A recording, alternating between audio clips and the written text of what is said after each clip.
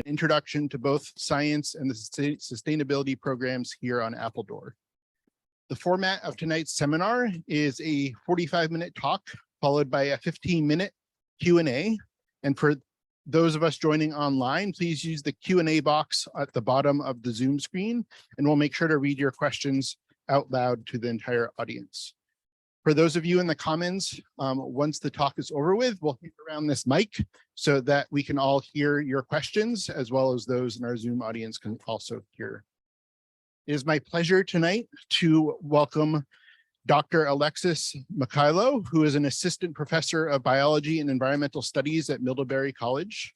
She completed her undergraduate at Cornell, her PhD at Stanford, and held postdoc positions in Japan at Hokkaido University and the University of Oklahoma. While an undergraduate at Cornell, Alexis was also a student here at the lab taking our marine evolution and marine diversity course, and later returning as an undergraduate researcher, where she participated in a study on the population genetics of our resident muskrats that you've probably seen wandering around the island. The results of that work were published in the Journal of PLOS One and provided an important population genetics on our deer muskrat populations here on the island.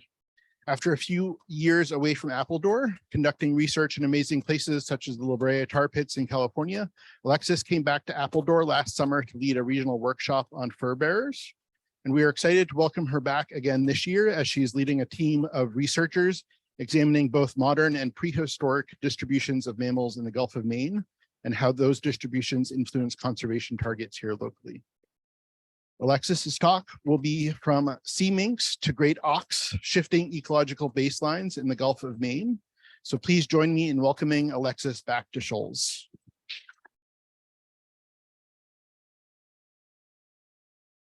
Well, thank you so much. It's great to be back. Is my volume okay? Good, awesome. All right, so I wanted to start by giving you a chance to really think in your mind, what do you imagine when you think of Maine? Because as a researcher, my favorite thing to do is challenge what people think of as normal for an ecosystem or normal for a landscape or a species. Now, when I ask people to do this, often they're like, lobster, like number one. I refuse to use the cooked picture of a lobster because I'm vegan, but that's not relevant. And I think he's cute, right? But if we take a second to think about lobsters, it turns out that the increased abundance we're seeing is actually a pretty recent phenomenon linked to climate change. And as our climate warms, those landings are going to go down in the future likely. And so our perception of how many lobsters there should be, how lobstery Maine is, might actually change in the future. And generations in the future may have a totally different understanding of what's common in this area. The same goes for something like oysters, also another common thing I've seen while driving around Maine. This one we can take back the same logic, but just further back in time. Oysters, it turns out, have shifted a lot in their distribution in Maine. And we know this by looking at archaeological records, where it turns out during a period of brief warming a few thousand years ago, about 4,000 years ago, oysters did really well, and swordfish actually came inshore. When climate naturally got a bit colder and water currents changed, the abundance of oysters shifted and decreased. But now in the present day, when you drive around, you see all of these oyster restoration projects. So we can take this idea of what is normal and shift it not just decades in our own human lifespan, but even going back hundreds, if not thousands of years. Now, many of us also love Maine for the puffins and other wonderful colonial seabirds. But when I think of Maine, from my work now, these are the seabirds that I often think about. This is the extinct great auk, which looks a bit like a puffin, but was very different, we think, ecologically. And not only that, but in the present as well as in the past, there may have been different predators impacting these seabirds. And so how do we make decisions about what's normal for an ecosystem? What types of data are part of those decisions? and who gets to be a part of those decisions is really the focus of the work that I'll share with you today, and also maybe hopefully talk to you a little bit more this week if you catch us while we're out sampling our muskrats. So what I've really been describing to you now is this concept of shifting baseline. Show of hands in the room, who's heard of this term? All right, we got, okay, hands are coming up, excellent. So it's this idea that, well, I'll be honest, my dad's a fisherman, and I talk to him, and I feel like every time I talk to him, a fish has gotten bigger and bigger, right? And so then you go and talk to your grandpa, and the fishes are even bigger. And you're like, no, they're just making this up. But with the concept of shifting baselines, it actually could be true that the fish that your grandpa or grandma fished were indeed bigger because the baseline was a lot different. And our memory might not be able to account for that individually, but over generations, we can start to get a more accurate picture of how systems have changed. So this is relevant not only for thinking about climate change, which I know many of you are interested in based on the topics of your courses, but also change caused by humans, both in the present as well as in the past, whether that's overfishing, overhunting, or even over trapping, can shift what we think of as normal for the number of animals of a given species in an area. So in this talk, I'll introduce you to 3 stories in which we question why species are or aren't present on the Isles of Shoals and more broadly in Maine. So I will start with my beloved muskrats, then I'll tell you a little bit about the sea mink, and then I'll end on the great auk. And so just to make sure we're all on the same page, muskrats still around, you can see them everywhere. These other 2 species are extinct and have been extinct for over 100 years. So another game, I'll give you a second to chat with a friend in the room. Here are some species you might be able to find on shoals. How do you think they got here? Feel free to chat with your friends.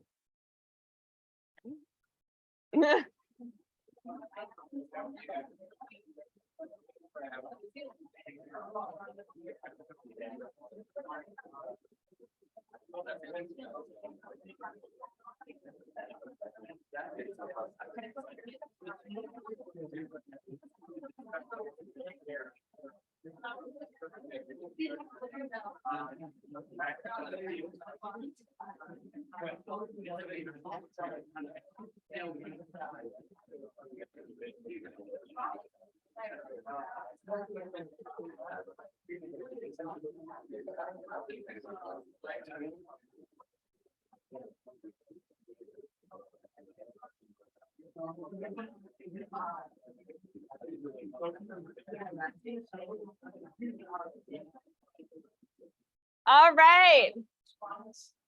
Who said the seal swam? Great job. What about the bird? Did it fly? Awesome. All right. What about the plant? Ooh, carried by the wind. Yeah, I think brought by the birds. Excellent. Brought by a very famous poet. Or maybe it's just been here all along ever since the glaciers left. Who knows? Someone should do a population genetic study on it. What about the rat? It was brought here by people. Do you think they knew they were bringing the rat? Oh, yeah.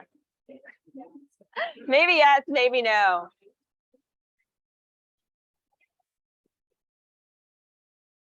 Now, what about this guy? The muskrat. That's what we're going to find out. This is a question that bothered me for 3 years while living on this island. So who is the muskrat? They are rodents. They have ever-growing incisors, and you can see they have yellow on the front of their teeth. That's actually because they deposit iron on them, which is like pretty metal. And that's why you don't want to bother them, because if you get bitten, it will hurt real, real bad.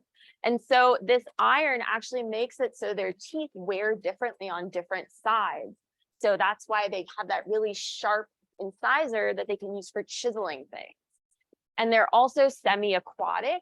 They have feet that really help them move through the water. They also have that tail shape that allows them to propel themselves. And so if you're looking at their tracks, if you look around mud on the island, you can typically find it. You can see their little feet and they have kind of a little bit of webbing. So again, really adapted for that lifestyle. Another PSA is that they are not rats, nor are they beavers. So that is a brown rat right there. Those are like, if you have pet rats like I do, that's the same species. Muskrats, not related to them. Muskrats are also not beavers. You can tell the difference based on the big flat tail, and beavers are also like huge, like the size of small dogs, like 50 pounds sometimes. Muskrats are actually more closely related to voles or hamsters. So. And then lastly, just a little bit more about their ecology. They eat aquatic vegetation like cattails, water lilies, but they will occasionally go after small invertebrates. They're sometimes known to eat mussels or snails. They live in large territorial family groups. So if you've seen those poop towers, that's them all pooping in the same place to tell other muskrats that this is our poop and this is our little area where we live. Yeah, the technical term is latrine. You may call them poop towers. That's what I call them. They also make lodges. I haven't really found lodges in this habitat. You can find their burrows, though, going into the sides of banks. In their native range, they often positively impact wetland biodiversity, and their biggest predator typically is the mink. So again, this question really bothered me for a really long time, and then finally I decided to do a research project on it, which is how did a freshwater loving wetland dweller end up on this remote ocean island, right? How did that get from there to there? It's weird. It's weird when you look at Maine islands in general, because if we think about biogeography or a field that studies species distribution, we have some expectations based on island size and distance from the mainland. So I'm showing you a figure from a paper that's near Acadia National Park, so further north, like down east area of Maine.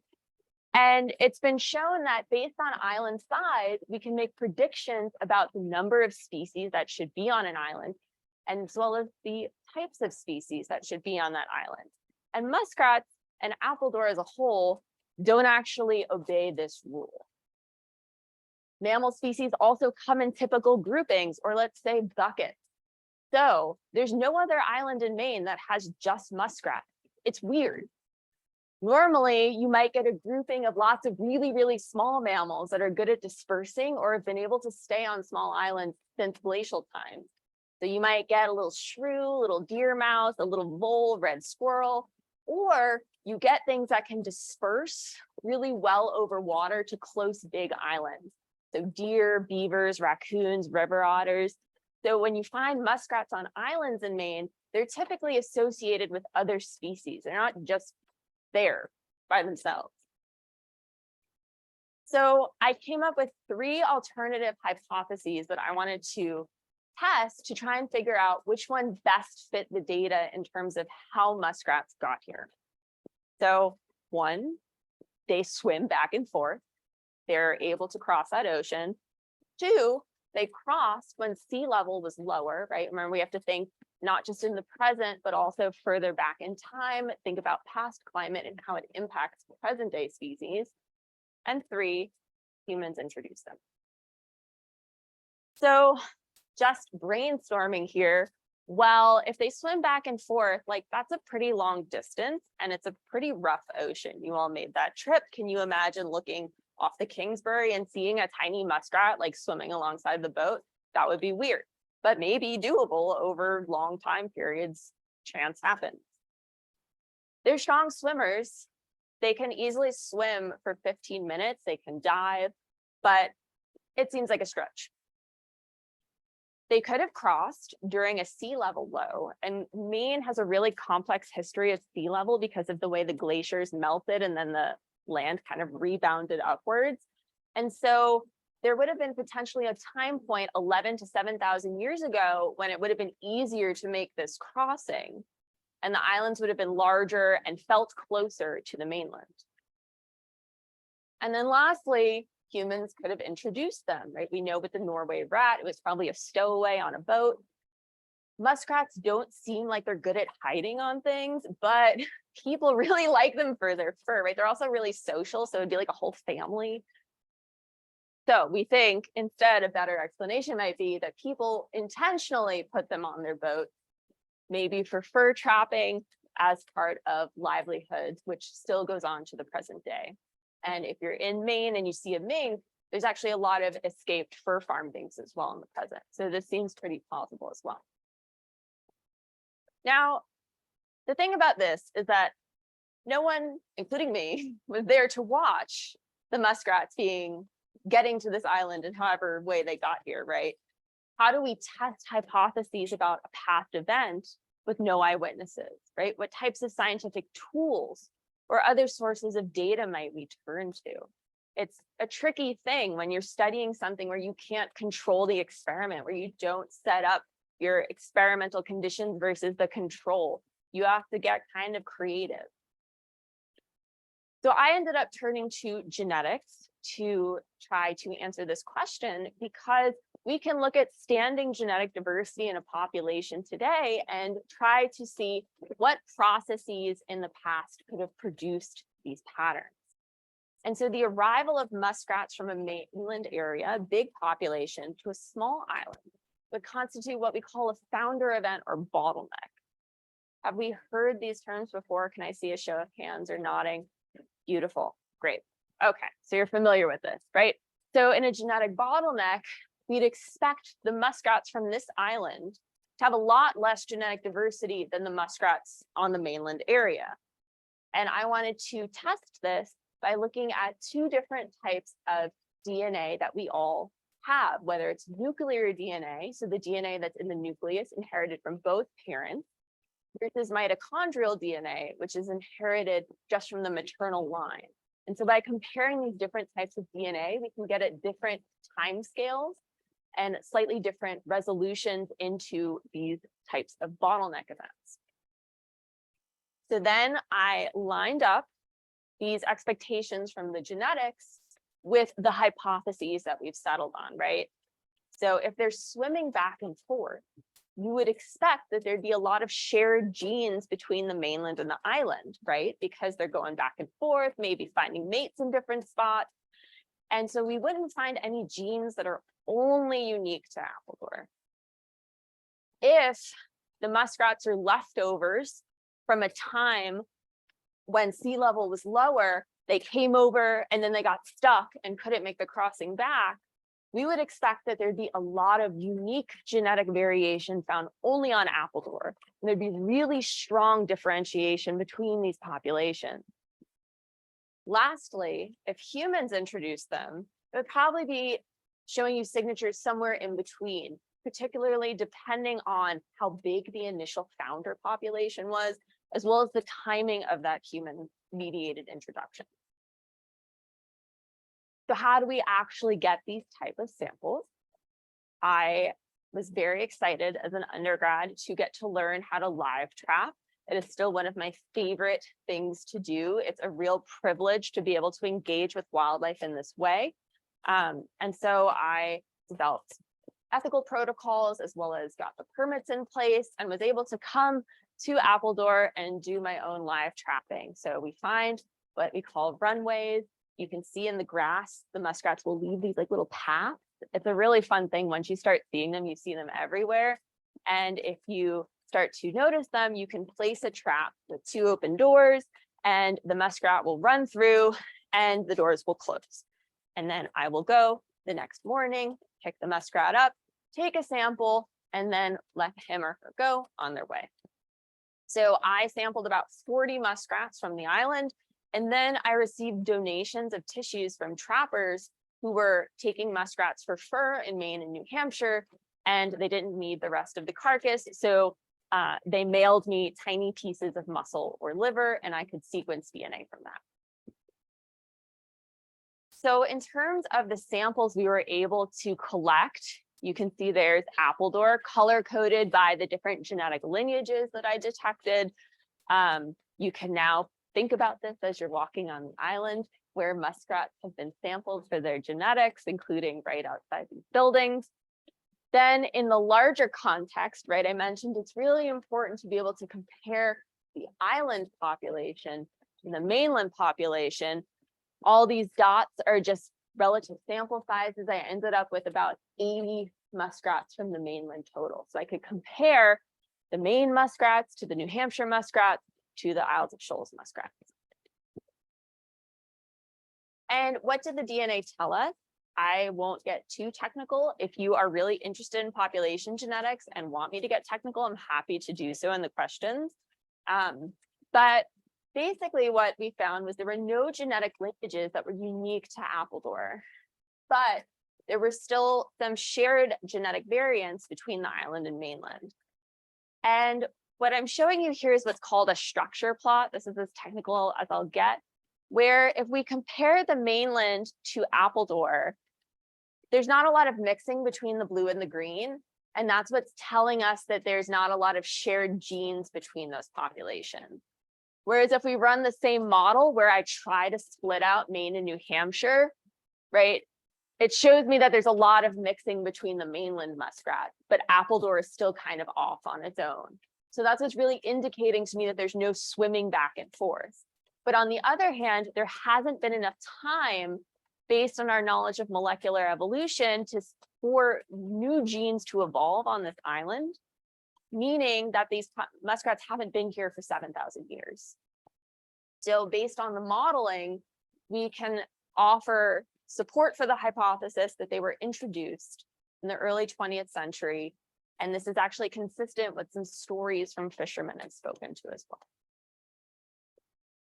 Now, why I think this is so cool is because it shows how human history has shaped biodiversity in the present, that we really need to look to the past and think about what people were doing here in a very specific context to understand present day ecology.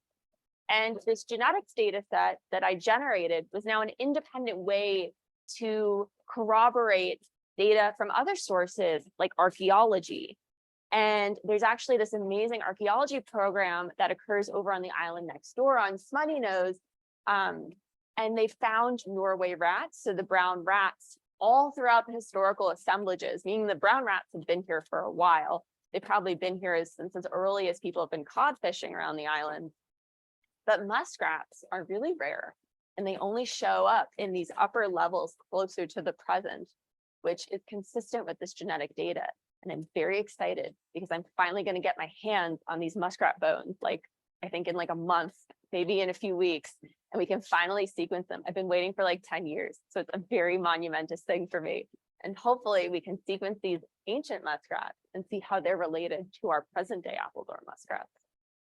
Now, the Isles of Shoals has been used for fishing for a really long time, but there's also this much deeper history of Indigenous people using these spaces and of them being really important.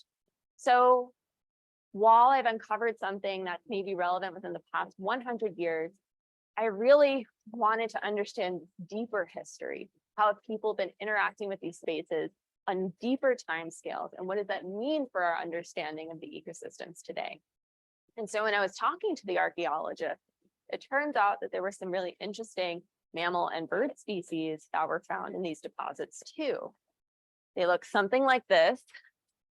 And to me, these are quite beautiful because I just love looking at mammal bones. Here we have a great auk, which is a bird. You can see here, very robust, they're flightless. So their bones look a little bit different than other bird bones might. And then in this other picture, there's just a ton of mandibles or jaw bones for minks. And so these two species, we only know them from their bones in the Gulf of Maine, the great auk and sea mink. And I was so excited. I became obsessed. It was now the new question that I really had to answer. However, I was not ready to answer those questions yet.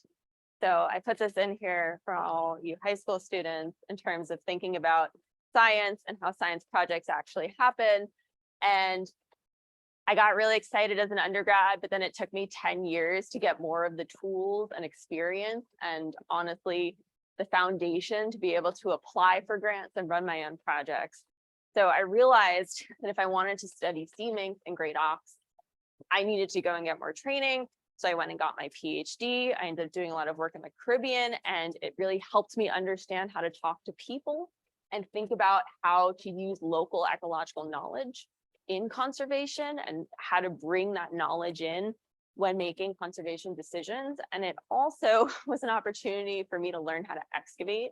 So I then did a postdoc where I was trained more in paleontology. So again, remember, my first training was in genetics, second training in paleontology. Don't let anyone tell you you can't do wildly different sciences and put them together, because you definitely can. I trained in radiocarbon dating, working at ancient DNA labs, and also working for the International Union for the Conservation of Nature. So then finally, I got a professor job, and was like, the first thing I did was to write a grant to work on sea minks and the muskrats here. Finally come back home and bring this new toolkit with me. So finally, I could extract and contextualize the stories hidden in these bones that have been there for hundreds, maybe thousands of years. So I'll give you a second to again chat with a partner. What do you think we can learn from animal bones? Like, if I just gave you this jaw and said you could do any analysis on it, what do you think you could find? Take a sec.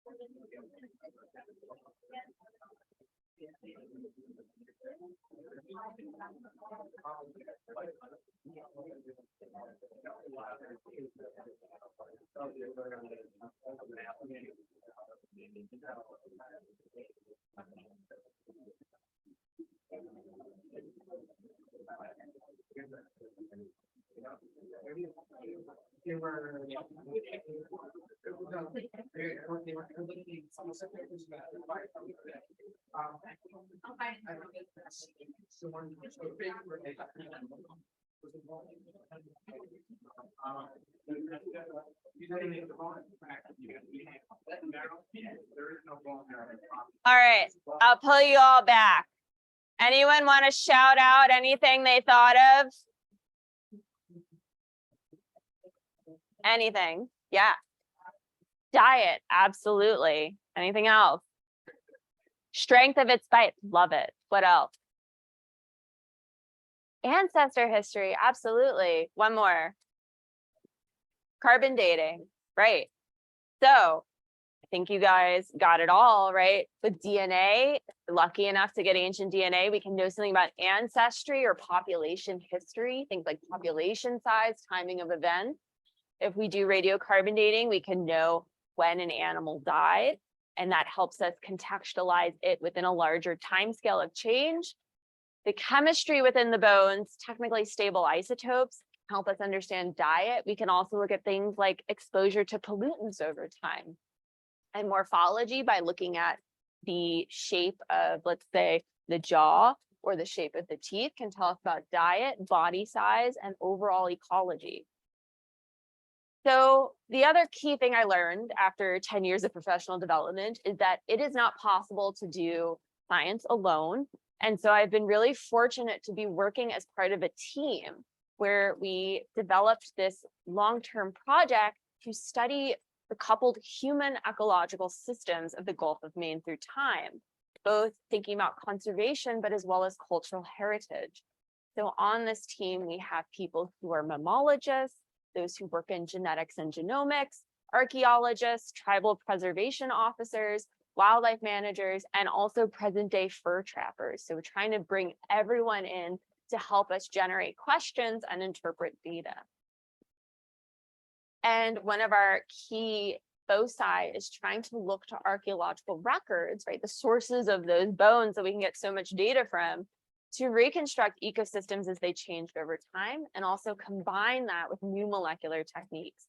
And I'll note that typically you might be able to look at paleontological records, so thinking about non-human associated faunal remains, However, in Maine, the soils are not good for fossils. So we're really actually limited to archaeological records for reconstructing the past in Maine. And in particular, we turn to what are called shell middens. Has anyone seen a shell midden in Maine or nearby? Yay! Big enthusiastic arm over there. So shell middens are cultural spaces located on the mainland as well as a lot of the islands, and they were created by Maine's Indigenous people. They are kind of what they sound like. They're huge piles of shell, but they also have a lot of other things in them. And you'll note in this historic picture for scale, there are two people, and all of that around them is piles of shell that accumulated over thousands of years. If you really want to go see one that's cool, there's the whaleback shell midden near Damariscotta. It's a bit up the coast, a drive, but really, really cool spot to see. Unfortunately, a lot of these middens were damaged in the 1800s because people harvested them as part of making chicken feed because they wanted the calcium from the shells. So this was a huge loss, both scientifically, but also culturally, of course, for the people whose ancestors created these spaces. And if you live in Maine, there's an amazing program called the Maine Midden Minder Program. They've documented over 2,000 middens, and you can actually sign up as like a school or a private individual or an organization to be responsible for going and checking on a midden and making sure it's not eroding too badly. Especially with climate change, a lot of these middens are now eroding into the ocean. Here's an example of one. There's me lovingly pointing to one, but you can see that it's eroding out.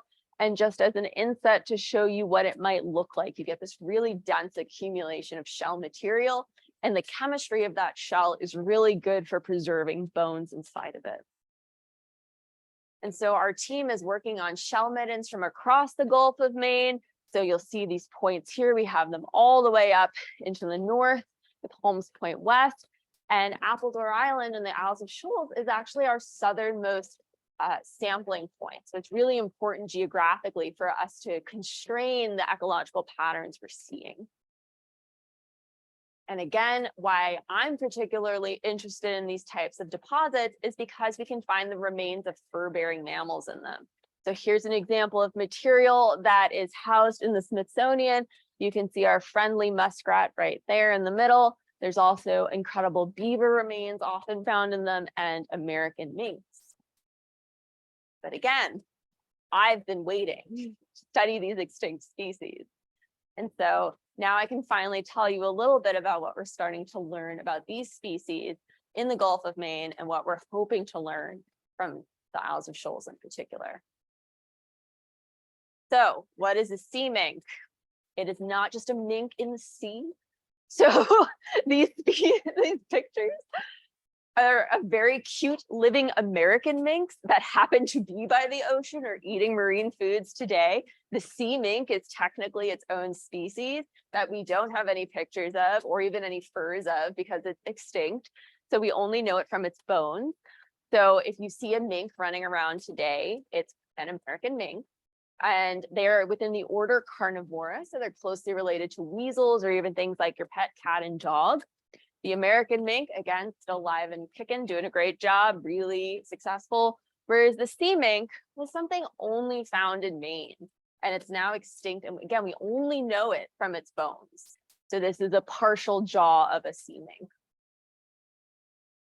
And even Aldo Leopold wrote about it in 1936, noting, "This is the giant mink of Maine, a sea mink of ancient origin and now a relic type, prominent in the group of eastern mammals that have become extinct."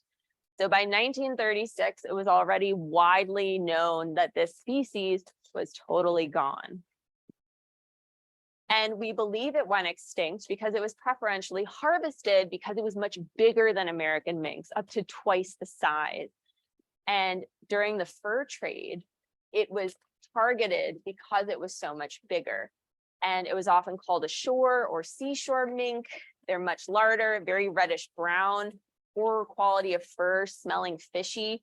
And already by the time the species was described, they were called the shell heap mink because nothing was left of them alive to describe. So we've been really curious to know how unique was this sea mink and what was lost with its extinction. So some of the work that I've been most excited ever to do in the lab has been sequencing DNA from these ancient minks found in the Gulf of Maine. And so here's me, you can't tell because in the ancient DNA lab, we have to wear like the full body suit and the goggles, and it looks kind of comical, but we need to prevent ourselves from contaminating the samples. And so we work in very specialized facilities. This one's located at the University of Oklahoma. And we've been able to sequence the DNA from these fossils. And it turns out that they're the sister species to American minks, but there's a lot of complicated genetics going on. We think there may have been some interbreeding. We have a lot more data to work through, but so far, this is the first time anyone has ever sequenced DNA from this extinct species. So very exciting for us. But we also wanted to know not just what was lost from the genetic perspective, but also from the ecology side of things, right? So what do skulls and teeth tell us? Again, all that's left are bones. We can use those bones. So typically, when we think about mammals and their diet, we can really learn a lot by looking at the shape of their skull and also their teeth, right? So carnivores tend to have very sharp teeth, as you would expect. They tend to have an emphasis on shearing to like cut up flesh. Their faces might be longer for tearing or shorter to concentrate force. Whereas herbivores have molars that are really shaped for grinding, right? For dealing with tough plant material. And even the position of their eyes on the skull is different as well between predator species and prey species. And so we can look at these types of markers in depth to make inferences about the sea mink. So my student, Olivia Olson, did an amazing undergraduate thesis actually looking at this, measuring the teeth of American mink and sea mink. And so this is the top looking down onto a lower jaw. So you can see all of their teeth right there. And what she found when she measured the teeth in many different ways was that sea minks have much wider molars and an emphasis on grinding, whereas American minks have much more scissor-like molars for shearing. And so there's a difference in what prey items they would be picking up potentially. So sea mink were probably chewing harder food items, whereas American mink are better at plucking things out or grabbing their prey. And this is actually what we see in parallel to something like the difference between a sea otter and a river otter, where they're eating very different foods, even though they're very closely related to each other. And so they're serving different ecological functions. So right now we have this amazing morphological data set, and we're corroborating it with some of these chemical techniques. So a lot going on there in terms of thinking about the ecology of these species. Then to introduce you to the great auk, show of hands who's heard of a great auk. Oh, beautiful. All right. So they were about 3 feet tall, about 10 pounds, a flightless bird that looks like a penguin. Again, not related to a penguin. They're actually more closely related to things like razorbills, auklets, murres, and guillemots. You can see their range extended across the Atlantic, although all of the studies that have been done on them are from the Eastern Atlantic, so not the side of the Gulf of Maine. So all of our knowledge of this species is really biased towards one part of its range. Why did it go extinct? I have a quote for you. If you come for their feathers, you do not give yourself the trouble of killing them, but lay a hold of one and pluck off the best of the feathers. Then you turn the poor penguin adrift with his skin half naked and torn off to perish at his leisure. Or while you abide on this island, you are in the constant practice of the horrid cruelties, for you not only skin them alive, but you burn them alive also to cook their bodies with. So people did a lot of bad things to great auks. It was not a good time for the great auks when people showed up on the islands where they lived. They were flightless, they couldn't really get away, and people also would harvest their eggs as well. So it is perhaps not surprising that they went extinct. The last supposedly great auk was killed in 1844 in Iceland on this island known as LD Island, which to me looks very similar to Bab's Rock sometimes, right? A rocky area where you have lots of seabirds congregating. And there's a very specific story that goes along with this, which is that sailors came upon the last auks on LD Island, and they went to grab the auk, and then a storm started, and the sailors were convinced that the great auk was a witch that was starting the storm, and so they strangled it. I am not making this up. This is the story of the last great auk. That's why there's a witch hat on that great auk. However, again, no one has studied what happened to great auks in Maine or this side of the Atlantic. And so similar to the sea mink, we want to know the timing of when this species was lost and what the ecological consequences were. So I have a student who probably loves great auks more than I love muskrats, which is really saying something. Lucia is doing an incredible job going through all of these bones of great auks from Maine for the first time. Someone's doing it to compile a database of new radiocarbon dates to tell us when they died, as well as she's going through all these old journals and nautical records for sightings of great auks to see if we can say something about when the last auks were seen in Maine. And morphologically, they do seem really similar to great auks in other parts of their range, but we don't know how there was variation in their diet, if there's variation in other things about them geographically, because no one studied it yet. So we're working on it. So I challenge you to think about, what would the Isles of Shoals be like if these species didn't go extinct, right? If you still had minks running around this island, if there were great auks waddling around, probably would be quite entertaining. People did describe them as like toddlers in tuxedos. Would have been a fun time. Would have been difficult to do your intertidal research. And if the sea mink and American mink are similar in terms of the story of the sea otter and the river otter, right? The sea otter on the coast of California, we know is a keystone species that regulates the urchin population, changing the way the kelp forest looks. Like the ecosystem looks different when that species is there.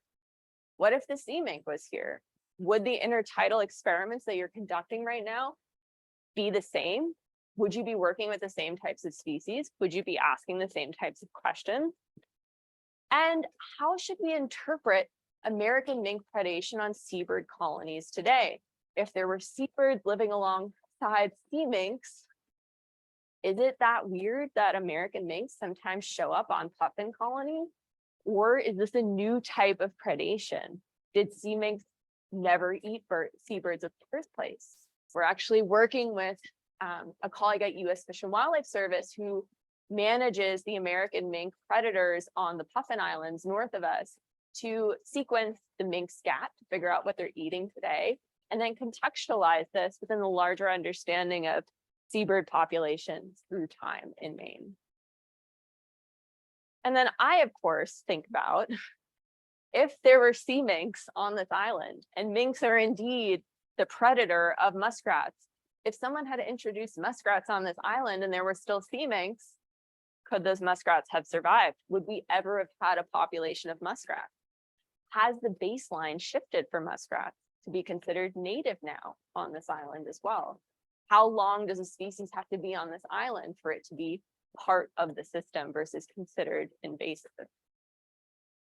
And so a key component of our work has been co-production of knowledge and non-scientists asking the question. We had an awesome workshop here last summer, and one of the questions that emerged, to my incredible delight, was, what can we learn from the muskrats of Appledore?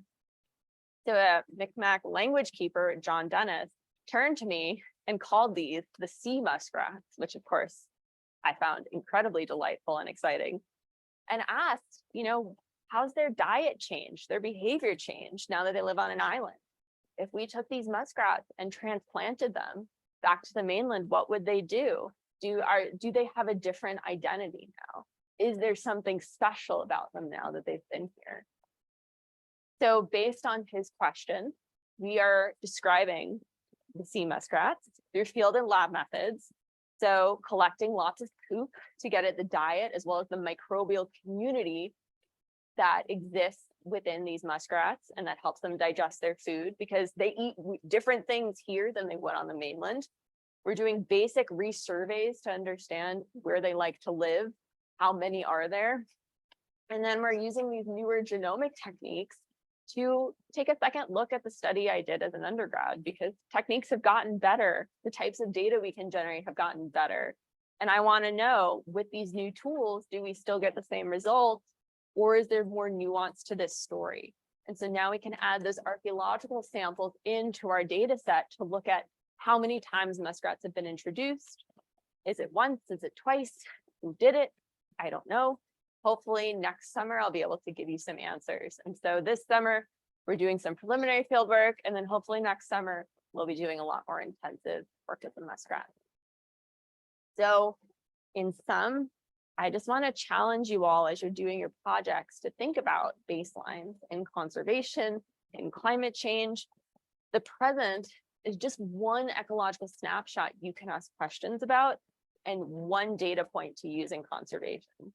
And so when we think about these longer term data sets, it also allows us to bring in more and more people and points of view.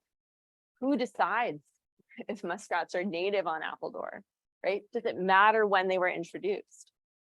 And then what if the sea mink and great auk were still around? And do not take this in the de-extinction way because I do not love de-extinction. And then lastly, how does knowledge of the past shape the research you might choose to do on this island? And as my story hopefully has conveyed, if you find a question here that you just can't stop thinking about, just go for it. Just do the project.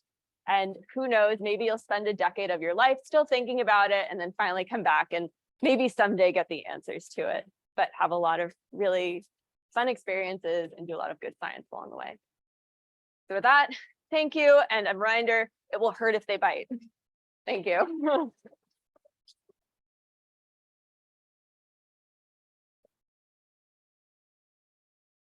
Great. Thank you, Alexis. We do have a few minutes for questions from the audience.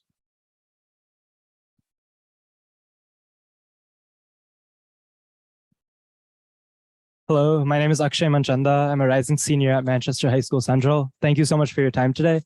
My question is that despite a lot of researchers that currently say that we're in the middle of a sixth great mass extinction, one that's caused by humans, do you believe that humans have positively or negatively shaped biodiversity by introducing animals to new locations, whether intentionally or unintentionally?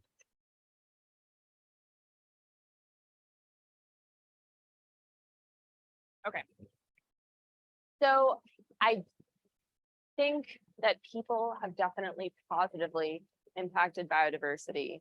For example, we have really incredible evidence from a lot of these shell middens, not just in Maine, but around the world, that suggests that the practices of Indigenous peoples actually were sustainable in terms of harvest. And one of the main issues in conservation is not that all human practices are bad, but the way that colonial legacies have impacted and disrupted these traditional relationships is what's led to problems. So I think it's that not all people interacting with nature is bad, but it's the ways in which we interact. Conservation to me is all about people. And so it's about understanding what things are important to people. I work with fur trappers, right? They harvest animals, but using those animals, we can generate data that help us understand the trajectories of those populations. Invasive species cause a lot of extinction and are not good in general, I would say as a whole. But there are many cases where species have been translocated hundreds or thousands of years ago. And it's important to question at what point, again, have they become part of that system? So that, as a scientist, I feel like that's not my job. My job is to provide data. It's up to the people who these species are important to, or these landscapes are important to make that decision for themselves.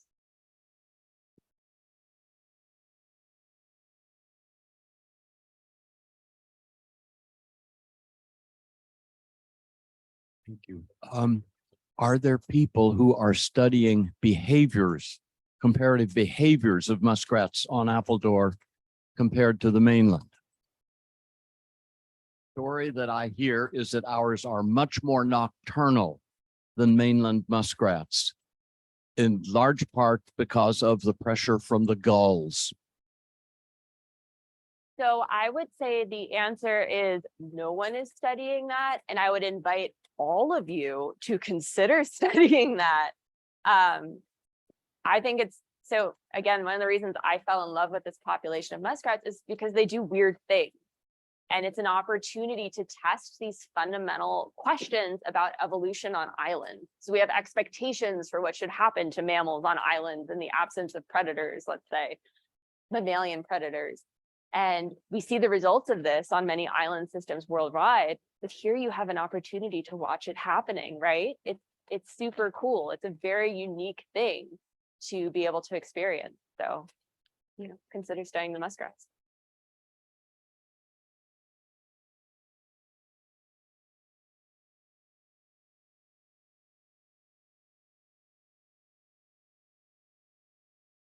If the Appledore muskrat was transplanted back to the mainland, do you think it would be considered the same species and re-embraced by the mainland, or have they faced certain adaptations on the island that would separate them from the mainland species?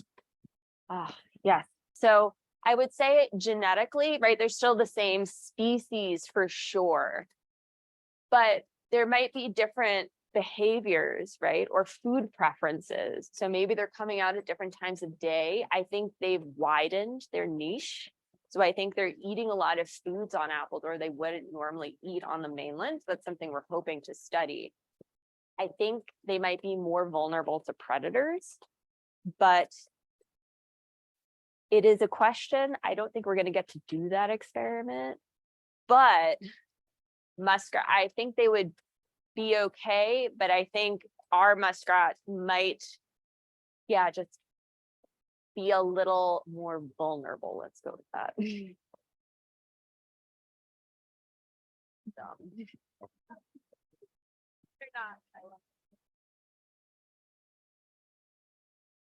A little vulnerable. I was wondering if you figured out where they trapped, where in the mainland they trapped the muskrats that were brought out here. Did you find a couple of populations that were similar? Figure out, I have data that supports this hypothesis. I think it'll be great to get higher resolution data from genomic data sets compared to what I was working with 10 years ago, but it would have been New Hampshire. So I don't actually have the figure up on here, but in the paper, we looked at the different genetic lineages that are present on Appledore versus present in New Hampshire and Maine. And there's one lineage that's found on Appledore that's also found across the mainland. There's a second lineage that's only found in New Hampshire and Appledore. So to me, it suggests they may have come from that area, but also there's a lot of mixing between New Hampshire and Maine, right? Like the muskrats don't know that there's a state boundary there. So we'd need more samples and higher resolution genomic data now. But that was what I found 10 years ago.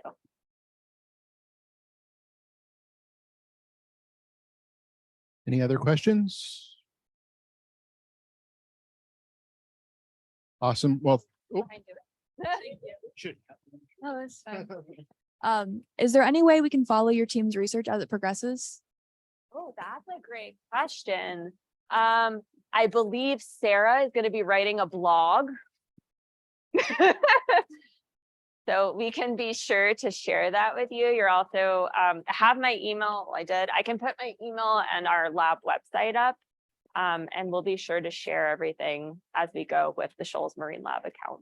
But you can also come talk to us too at any time. Any other questions? Awesome. Well, thank you everyone for joining us for our last Rock Talk of the 2023 season. If you didn't know, most of these Rock Talks from this season, as well as previous seasons, are on our website at Shoals Marine Lab. So feel free to check them out there if you want to see what other research is being done here. Please join me again in thanking Alexis for joining us tonight and her great talk.